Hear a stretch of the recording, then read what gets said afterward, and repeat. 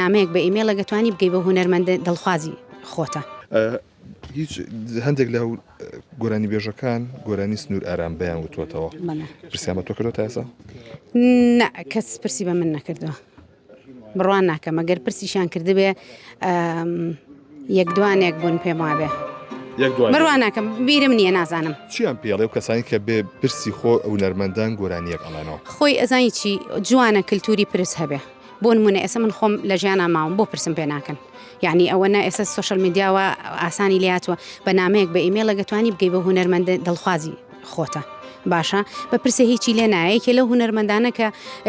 خانمێکی کوردستانی تورکیایە سنوور ئارام بەیوتەوە لە یوتیوب پێم ڕاگرتووە بەڕاستی ئەویش تا ئێستا نامێکی نەناردەوە بڵین ئەو خانمەکە ئەو گۆرانی و تۆ سنوور ئارام بە خەڵکی کوردستانی تورکیایە